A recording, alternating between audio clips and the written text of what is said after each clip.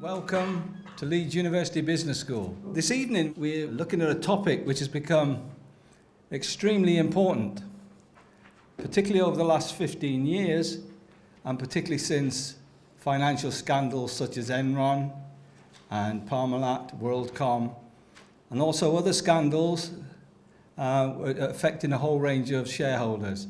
There's an expectation these days that companies and other organisations are well governed for the benefit of all stakeholders, whether they're shareholders, so that the governance ensures that shareholders' money is safe and looked after and managed well, or whether it's just the citizenry from a corporate social responsibility point of view. Governance bites deep into the fabric of most modern organisations. So this evening we have David Noon, who's head of advisory, audit advisory at Deloitte and a partner at Deloitte, who's going to come and talk to you about current trends, ideas, thoughts around this really important topic. He asked earlier, actually, do we teach this now? Because when he was a student here, he did economics here at Leeds, an alumnus. It wasn't a particularly important topic to teach in full. That was 1988. Pre-Enron. Ever since then, the excitement's built up on this topic. So I'll pass you over to David. He does say he will take questions as it goes, but hopefully there will be an opportunity at the end to ask questions as well. We need to finish about 7:15, just to manage your expectations on time. David, over to you. Thank you very much. So good evening, everybody. I apologise. I have a slightly unusual accent tonight because I've got a very heavy cold, so if I'm coughing and spluttering a little bit, I apologies for that. As was said in that introduction there, corporate governance is, when I was a student at Leeds doing economics and management, I was 1988 to 91, it's just something that it didn't really exist. And if I think as a business student at that time, I took recently a look at some of my old exam papers, and I jotted in the margin sort of skeleton for some of my answers. The way the corporate world has changed in the 24 years since I graduated from Leeds is massive. Absolutely immense change. And corporate governance is one of those areas that's changed most of all. As again, as was said in that introduction, when I was a student, it was not something we studied. It was not something I particularly considered. It started to emerge in the 90s. Now I'm going to just take you through a bit of a journey on what's happened in corporate governance, delve into a couple of the scandals and what happened as a consequence, and talk about the latest set of developments, which are, I guess, a follow-through around the financial crisis and what regulators and rule setters have said were some of the reasons as to why the financial crisis may have happened and what we can do about that. So, as was said, if you want to stop me as I go through, please don't hesitate to do so. And it's a bit more of a trendy photograph of me there. That's my press photo. I'll just point that out. So I want you to leave tonight with an understanding as why does corporate governance matter? Is this just a sort of like rules and policies, or is this something with a bit more substance? I want you to have an understanding as to what does good look like.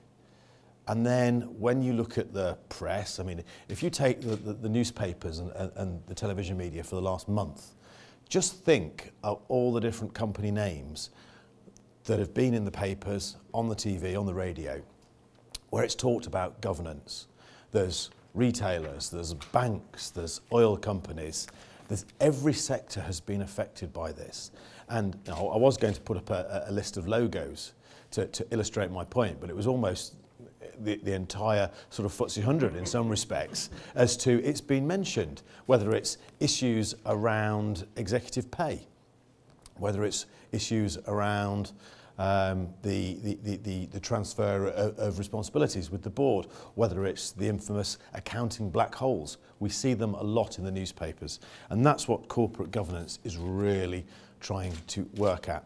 I'm also going to introduce you to a bit of a model that something you can take away and have a think of how you can get an integrated system around corporate governance. And the reason I think this is quite important For those of you who are just about to start out on your perhaps a business career, in any modern corporate or public sector organisation, corporate governance, it's not just something that happens up here to the senior people in the organisation. It pervades all the way down, and it's something you do need to understand. So let's get straight into it. And there's a bit of a sort of a word puzzle there. And if you just look at that and think of all that's corporate governance. It's talking to this. It's talking about things like the banking crisis, contagion, bribery and corruption, off-balance sheet, accounting scandals. These are all the things you hear about, you read about, you listen to, and that's what corporate governance is trying to deal with. And that's why it's such an important topic. And the banking crisis made it even more so.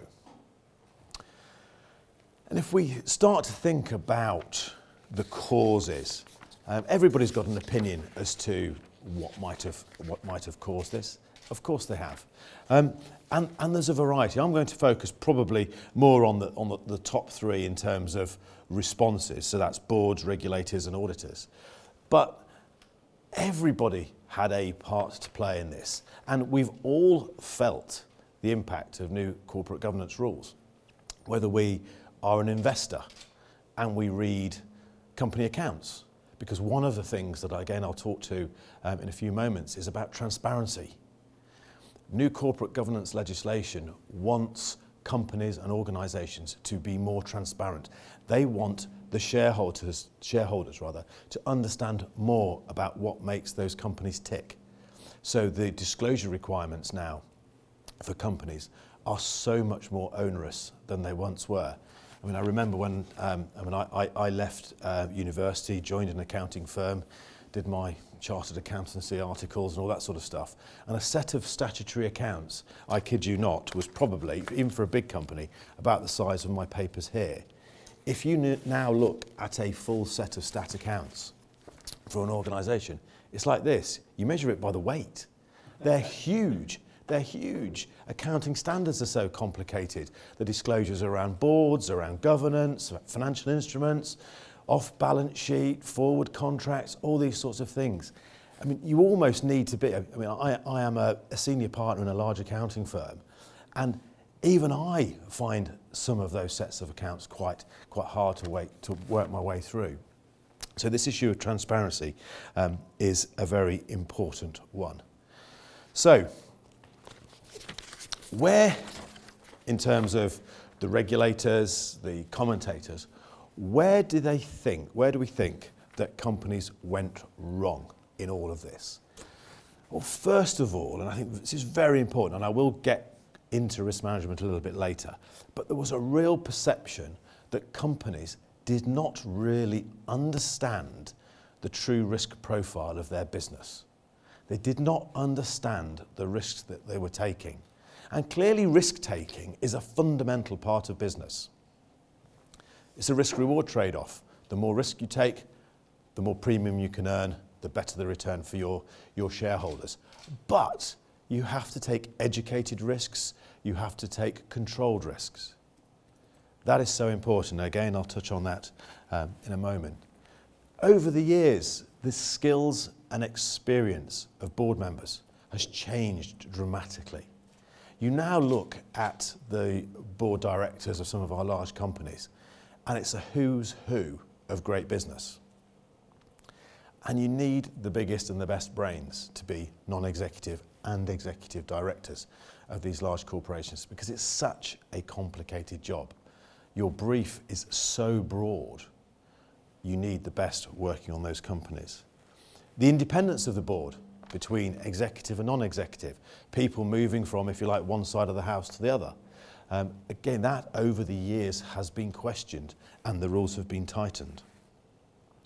The adequacy of the oversight of the company and the monitoring, again, that was questioned and the rules have changed, so there are more regulators. I mean, who would have thought when you read about Tesco's, for example, everybody would have, I'm sure, read about Tesco's at the end of last year.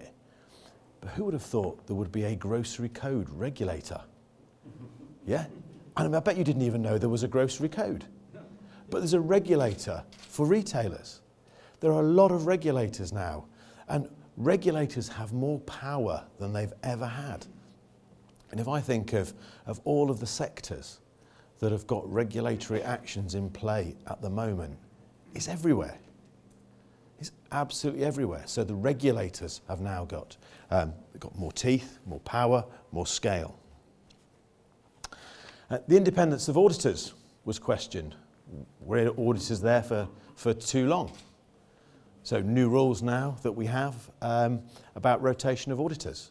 So audit tendering, for example, as I say, I'm a partner in Deloitte, we're a large accounting firm. We will participate in more audit tenders probably next month than we did in the whole of the year a couple of years ago, because there's so much more churn now in auditor, okay? So that's changed our business model, and that's made a big difference. The risk culture was criticised. It's about this sort of, people use the word reckless, and organisations were accused of taking just too much risk, too big to fail, all these sorts of things. Again, you will have heard about all of that. And that's important, and that there is a culture of educated and sensible risk-taking in organisations.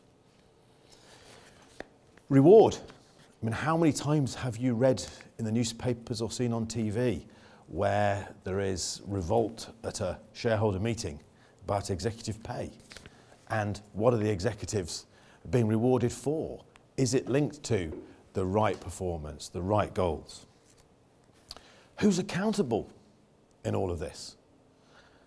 There wasn't the clarity around accountability for when things go wrong, and I think there is now.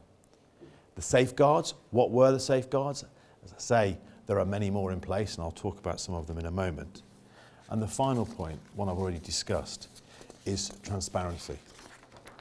It's making sure that investors understand what the company's about, what it's trying to do, the risks that it's taking, the checks and balances that it has in place, and that the company is honest with them and discloses that. And that's why you get those very big annual reports.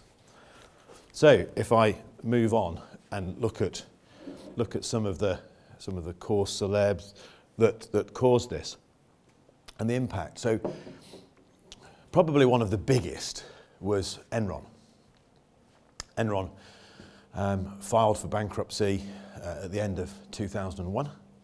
I had a reasonably uncomfortable journey around that time because I happened to be a partner in the accounting firm Arthur Andersen.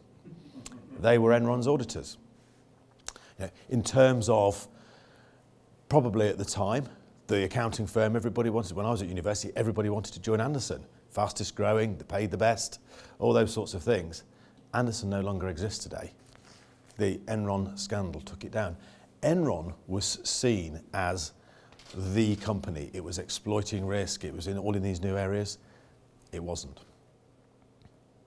People did not understand what was going on in that company. There was also WorldCom that followed shortly after. We've had in the UK and in continental Europe some huge scandals around bribery and corruption. Absolutely huge. Then that followed with the banking crisis. All of that around mortgage-backed securities, financial instruments that people didn't actually understand what they were. They bought them, but they didn't know what they were buying. And some aggressive lending, some bad lending, all of these things that led to the financial crisis and what we're all seeing now, and the effects of that are still being felt. So things that have come out of it, the Banking Reform Act, that's all about creating a safety buffer between the exotic side of the bank and protecting yours and my money that's in those bank accounts. Mandatory auditor rotation is here. That's here to stay. And many standards about remuneration and what remuneration committees have to do. I mean, one of the big ones was the Sarbanes-Oxley Act there in 2002. Very, very prescriptive piece of legislation that came from the US We did have to comply with it in this country because many of our large corporates have debt or equity that's listed in the US. So if you did have, you had to comply with that. There was a lot of work around that, and what at the heart of it was it very prescriptive in its rules, and it set about telling companies, okay, there are certain things your auditors can and can't do for you. It talked about disclosure controls, so making sure that there was real substance to what you said to the markets, that there was real backing for those statements. And then the big one that got all of the publicity was Section 404, which was about internal control over financial reporting. Did organisations have very robust sets of financial controls to make sure they reported the right set of numbers, that their accounting was correct? And that gave rise for US companies to a separate sign-off. In addition to the normal statutory accounts, there was an internal control over financial reporting sign-off that you had to get signed off by your auditors. So that was a very, very big piece of work. So we talk about corporate governance as if everybody knows what I mean. I'm guilty of it, sort of generically throwing the term around. So no presentation like this would be complete without a definition. So this definition here is from the UK Corporate Governance Code. And there are a few things I just want to draw out of this. And what this is essentially saying is that the directors of the company are responsible for the oversight of that organisation. Effectively, if you imagine, they define the tram lines. Management run the company between those tram lines, but the directors are setting the tram lines in terms of the tone, the direction, the culture of that organisation going forwards. But there's some really important words in this. So boards of directors are responsible for the governance of their companies. It's making very clear who is responsible there. It talks about shareholders. The word shareholder is mentioned so much in the governance code because shareholders are so important in this.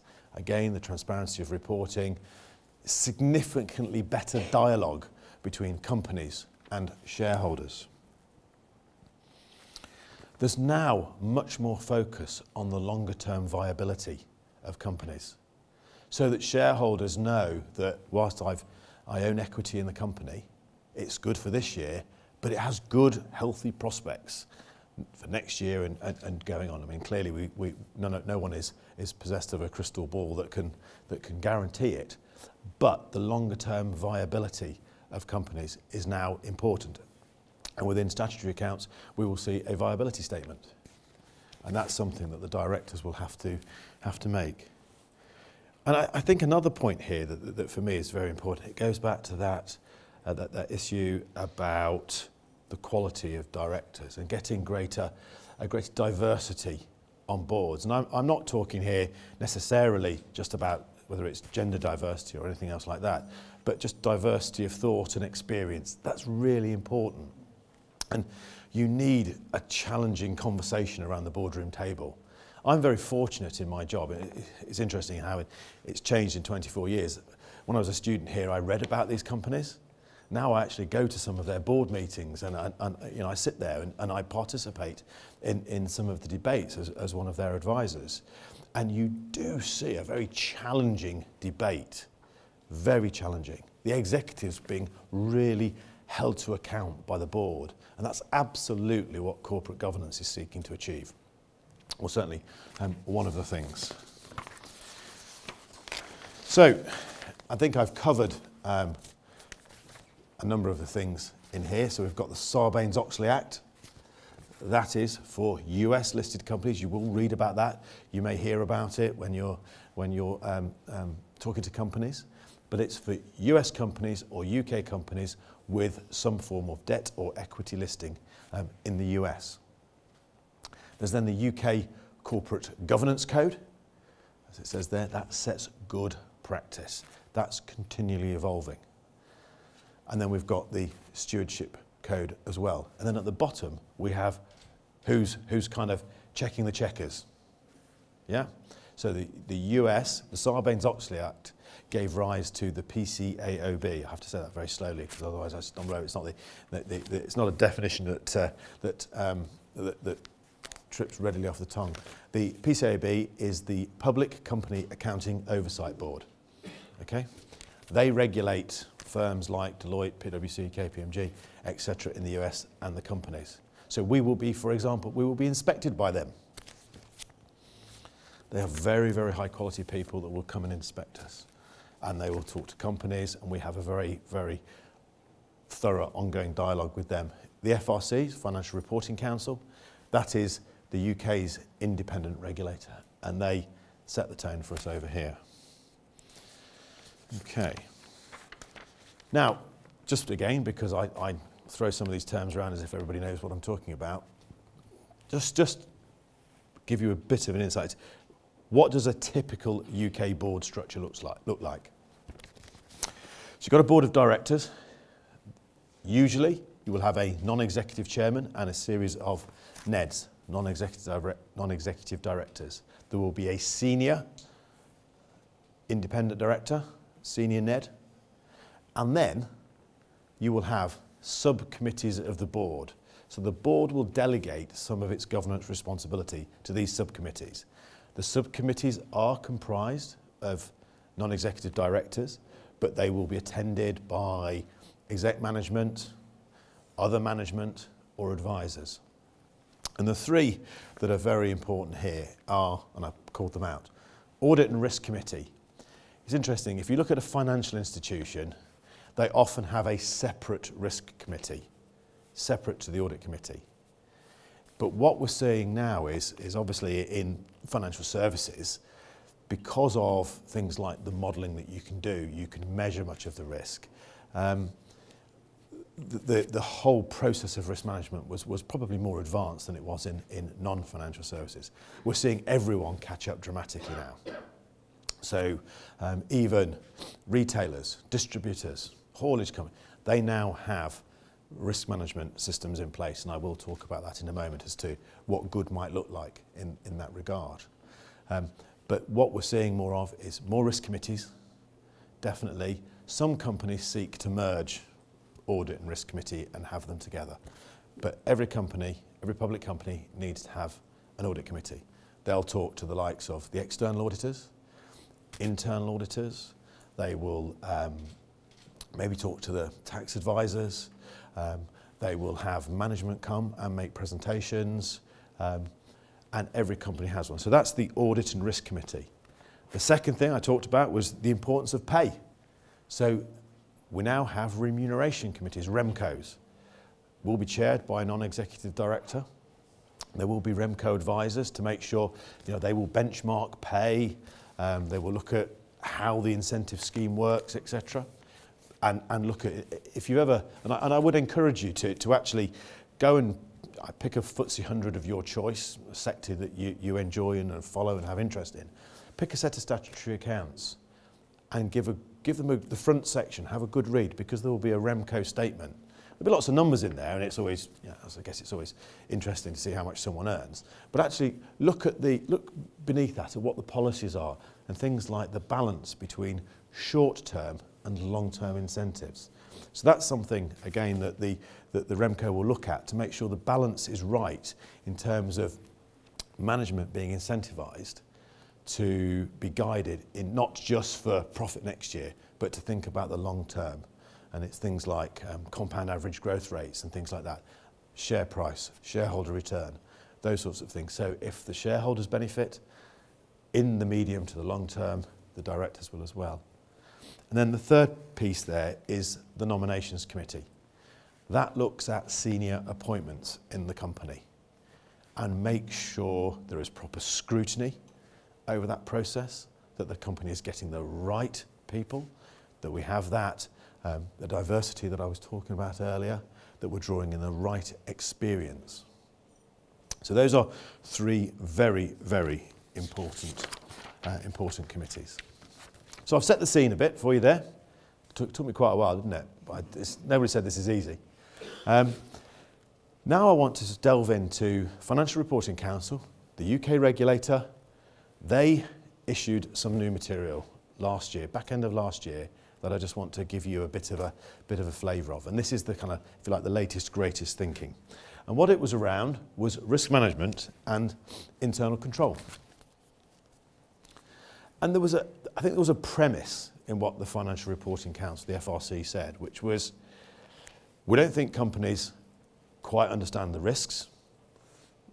We probably don't think there's enough of a linkage between the company's strategy, the risks that they take, and then the controls that they've got to make sure those risks are appropriately mitigated. And we don't think there's enough disclosure of those. So that if you'd looked at many of the risk disclosures in public company reporting, the FRC felt that they were quite boilerplate. It all said the same sort of thing. So the shareholder would look at it and go, you know what? I don't actually understand. They all look the same. Put them against one another, they all look very the same. So it's about making sure we avoid boilerplate, and that's something that came through the guidance. And there are 6 key responsibilities here that the FRC sought to bring out. The first one, and I've got a slide on this a little bit later, is determining the risk appetite. Okay? The risk appetite is really important. But I would say, in my professional experience, risk appetite is one of those things that I hear people talk about so much without having a Scooby of what it is. It's one of those things. They say, oh yes, we need a number for our risk appetite. And I'll tell you in a moment why that's just flawed to begin with. So I'll give you a little bit on risk appetite. But companies need to determine what is their appetite for taking risk. Bearing in mind there is that risk-reward trade-off. The board has got to look at the design and implementation of risk management and internal control systems and satisfy itself that it's robust. The board has got to agree how the principal risks, the key risks, the big ones, how they are being managed. We have to identify them, and then we have to look at how they're going to be managed. Because there is actually, again in my professional experience, the words in green on the slide behind me, risk management. For many companies, up until quite recently, for risk management, substitute risk identification. They'll do an exercise, well, I've written my risks down, and then that's it. I've done. Hey, hey. Risk management is an ongoing process. It's a dynamic process. It's about identifying the risks. It's about making sure you've got the processes, the controls, that you get assurance that they're being managed, and then you continually go around that cycle. That is so important, and you will see that so much in corporate life these days about risk registers, etc. There's the monitoring that's there. There's no point just saying, right, we've had a policy, I've sent it out, I'm sure they'll do it because they're all good corporate citizens, etc., etc. You need to go out there and ensure that it's being done. That's why people have internal audit functions. Now, internal audit within a company is probably more important than it's ever been. Internal audit departments now, very big.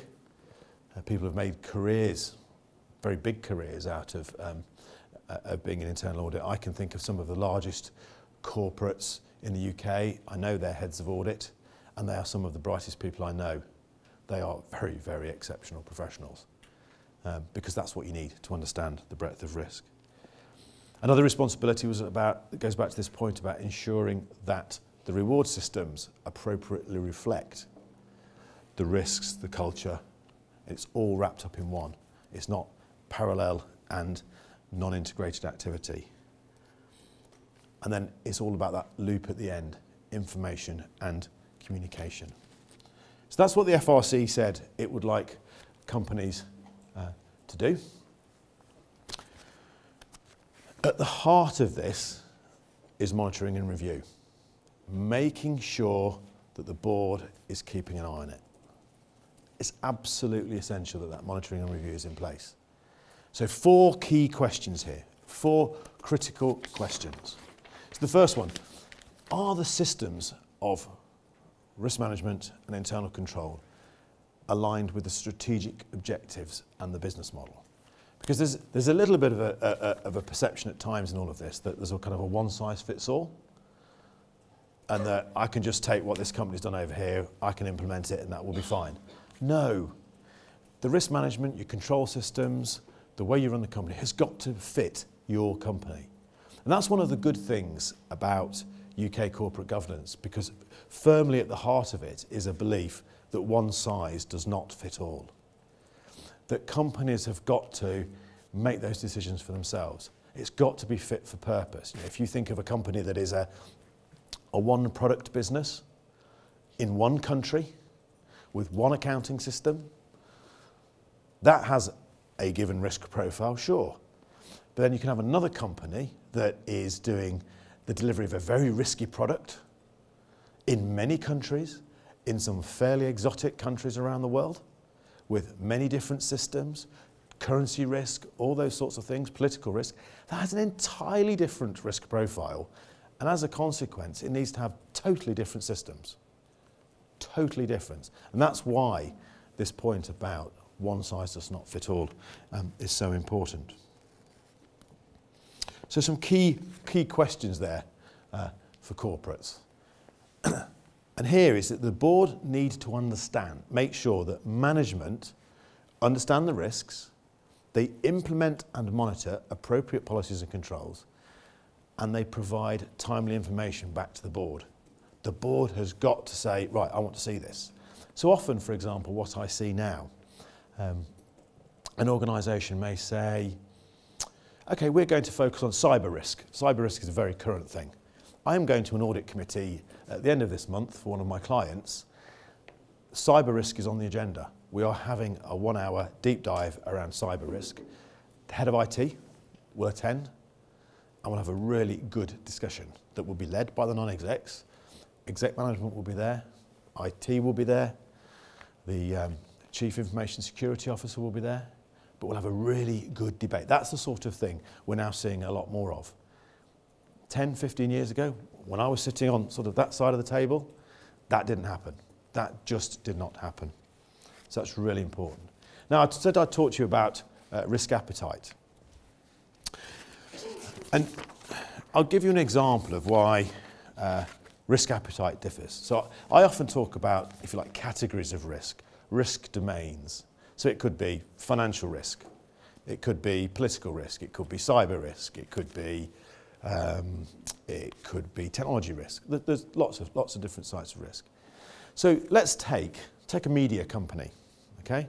This media company, it's a broadcaster. We have several large broadcasters in this country. It's a broadcaster, but they also develop their own content. Let's look at risk appetite.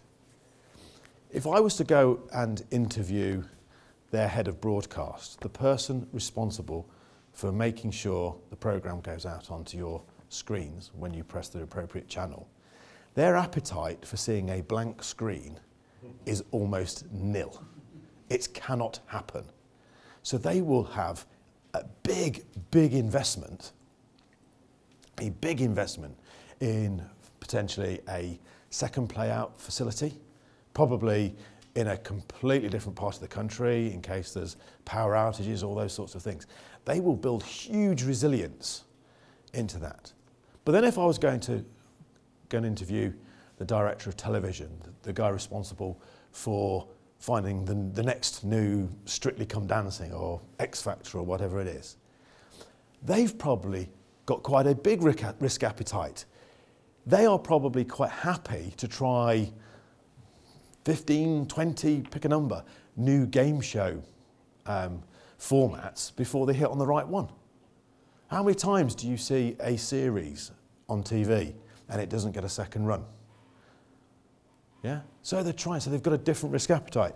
And if you look at the what I've got here, and bearing in mind we're talking about risk and reward, if we start on the left-hand side, column number 1, so we've got the banding in the middle. If I wasn't so short, I would go to the screen and point at it. So I can't do that. But we've got sort of banding, an upper limit and a lower limit for risk. This company is really, really conservative. They're not even getting risk to the lower level. So, one, they're extremely conservative. Second, I wouldn't be buying any shares in them because they're probably not making any profit. because all they're investing in is absolute sure bets. Yeah? So they miss opportunity. The next two companies, that's where you want to be investing your money. So if you're a shareholder, that's where you want to be. The second company, they have got, their risk profile gets them towards the kind of the middle of the range. They've got a bit of headroom, so they're not exactly aggressive, not pushing the limit, but risk is under control, safely within limits, and the reward will be optimised. The third company, a bit more of a risk appetite, prepared to push that outer limit a little bit more, they will maximise the income. Contrast those two with companies 4 and 5. So company 4, they've bust the roof on risk appetite, okay? What's probably happened there is they didn't see an emerging risk, yeah? Something's happened in the world, it might be a socio-political, socio-economic, something's happened, they've not quite spotted it, they've not shut that area down in time, so that's probably a little bit like maybe an accident waiting to happen. Something's going to go wrong shortly on that organisation, okay? The next company, on company 4, because they're actually sort of busting the envelope there, in the short term, they will make a lot of money out of it. But I hate to say, it'll go wrong, and when it does, somebody's got to pay for the clear-up. And so as a shareholder, your returns might be great this year, next year you'll be picking up the tab. And then finally, you've got company number 5, who probably don't understand anything about the risks they're taking. It's almost reckless. That company is just unviable. It is every single day, it is just something about to go wrong, okay? So can you see why it's so important, this point about transparency, that organisations let shareholders, stakeholders understand what the risk appetite is, what the risks are that they are taking, be very transparent and non-boilerplate about it. And then you can make, as an investor, you can make an educated choice as to where you would like to put your money. Right. So, characteristics of a good framework. A clear articulation of the requirements. What is it that the organisation wants to see from its risk management systems? Something that I've been talking about for a number of years now, which is a clear line of sight. If I'm a director of the company, I want to be able to look almost through a prism, right through the company and say, we start with the risk here, we've got systems, we've got controls, we've got behaviours, we've got culture, and I can see a whole loop of feedback around that internal audit have looked at it, external audit have, and everything is okay with the world, or it's not, and I need to make changes. You need to have a risk-based approach. You can, if you wish, boil the ocean on risk, but again, you will destroy profitability. Most businesses are in business to make profit. Okay? So you've got to make some bets. So you will do some risk profiling, and you've got to focus on the biggest risks. Importantly, that we have an alignment between performance objectives and governance objectives. So we're incentivising management to focus on the right risks and not take the wrong risks. Again, go back to we've got a remuneration committee. That's some of the things they will look for. And an assurance, a framework for assuring compliance. You want to know. Gone are the days where you say, well, I told them what to do and I kind of expected them to do it. You can't blame me if they don't. Well, unfortunately now they can. Yeah? So you've got this, that's about the feedback loop. That's why I say, internal auditors are becoming the new rock stars of the corporate world. So that's very important. No, so I said I'd share a very quick model, and I'm sure you'll all get a copy of these slides, so I'm not going to go through this in huge detail. But it has all of the components that I've talked about. So if I start on the clock face at sort of 12 o'clock moving round to 3, we've got what we call setting ourselves up for success there. What's the strategy of the company, the risk appetite, what's the operating model, the accountability. You then move to the second quarter. What's the policy framework, the business requirements, and the controls. We're establishing the boundaries. We're setting those tram lines. You move around to the next section and it's aligning goals. So we're talking about performance management. We're talking about incentives and remuneration, and we're putting that into budgets and operating models, etc. So we're setting ourselves up, aligning it to our risk appetite and where we want to go. And finally, you've got the managing and reporting. That is a good model. If you, in an organisation, followed that, you would not go far wrong. You would not go far wrong. And we're seeing a lot of companies now, what they're realising is, as they're looking at the new Financial Reporting Council guidance, they're saying, well, actually, I'm really strong on policies, but what I've not got is an alignment with people's goals, or I've not got a very good feedback loop. Or some are saying, we've got policies coming. I mean, there's a great example of an organisation who asked me to do some work for them, not a UK company, but they said, right, we think we've got lots of policies. And I went and looked at it and I thought, yeah, you weren't kidding. You have got a lot of policies. I remember looking at Treasury, right? I found 12 different Treasury policies, and some of them contradicted one another. So, say the four of you on that row there, you could have all thought in absolute clarity that you were complying. But you two were policies 1 to 6 and 7 to 12.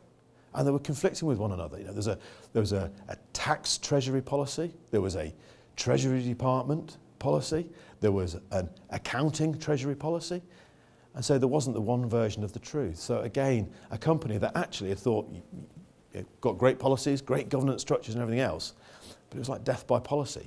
So the job we actually did was to simplify it and streamline it so people knew what was expected of them. We focused in terms of all of this very much on aligning goals, making sure people knew what was expected of them. Okay, so I want to make sure I leave plenty of time for questions. So the UK, in addition to being not a believer in one size fits all, we have what's called comply or explain. Okay, so if a company doesn't comply with some of the things that I've talked about today, they have to explain that in their annual report. So again, a shareholder can make an informed decision as to, I can live with that, or no, it's not good enough, I will not invest in that company. I think this point, it recognises one size fits all is hugely important.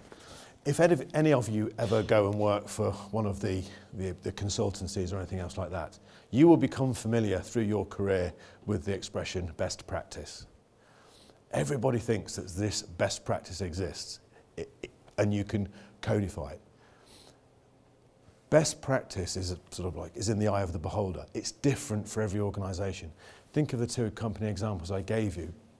One, narrow product, narrow geographic footprint versus a complex, multinational, difficult product, difficult political environment, etc., etc. Best practice for those two is entirely different. If I took company B and put its governance structure onto company A, I would absolutely swamp it and probably kill it. If I did it the other way round, company B wouldn't know where it was. It wouldn't have the clarity of its risk. It wouldn't have enough of an investment in its corporate governance. So it's that one size fits all is really important. It's about working out, you have to say, what are we trying to achieve as a company? And take it from the company's objectives to what are the risks we're prepared to take, and so on and so forth. And it's very important that you don't lose sight of that. Because we are comply and explain, non-compliance might be justified. It's relatively rare that people disclose that they don't comply. And often it's in a period of perhaps transition. You often see that, so it's relatively rare. The important point here is shareholders judge the explanation. However, I would say company accounts are quite difficult to understand. I mean, one of a company I've worked with did a fantastic exercise with their external auditors. They actually said, right, let's just start again with a blank sheet of paper and write a set of accounts that are really digestible. And actually, I got an early draft of that to read. It was a very interesting read. I can't quite believe I'm saying this about an annual report and accounts. It was a great read. I got a really strong flavour as to what the company was about and all those sorts of things. So it can be done. And they won awards, because there are, just like we have BAFTAs and everything else, there are awards for the best accounts. There are, absolutely. Now, interestingly, this is the UK approach is not accepted as an approach globally. There are different approaches. So if you look at, let's say, European model, for example, often have 2 tiers. It's the 2-tier board model. So you have a board of directors, but then you have an executive and a supervisory board. If you're in Germany, you'll have lots of individuals from the Workers' Council will be sitting on the board. If you look at the US model, for example, often you will see the chairman and the chief executive are the same person. In the UK, it's very, very rare, because we've said we generally would prefer that governance is independent, non-executive chairman. And in the US is much more thou shalt, as opposed to consider it. It's much more rules-based. If you look at, I talked about section 404 of the Sarbanes-Oxley Act, the one that was about internal control over financial reporting. The words of section 404 are less than 100. So, are quite good. The guidance that was produced for companies and auditors was 500 pages. Okay, I've read it. It takes quite a while. There's a couple of differences. So, how have boards responded? I mean, I would say from my professional experience over the 20 plus years I've been working in business and commerce, boards have changed out of all recognition. Corporate governance has really changed corporate life in this country, the way companies behave, the way they communicate with shareholders. And I think, and I'll come back to this in a moment, it's changed forever. And we've seen, you just think of the news over the last 12 months. If you're in a company who is found wanting in this area and you are a director of that company, it's hard to come back from that. It is. You know, reputational damage to senior directors can be quite tough. And now, because we have so many regulators, you can get fined, and in some cases it's imprisonment, because you could get a serious fraud office. That's criminal, so there will be a criminal investigation, etc. around it. And I've talked about Sarbanes-Oxley. It's quite rules-based, but I would argue that it's helped improve investor confidence. I mean, I think when people first implemented Sarbanes-Oxley it's about 2004 when it first came in, companies were very risk-averse at that time, because you'd just seen Enron go, you'd seen WorldCom go, everybody was quite scared. So they probably did too much.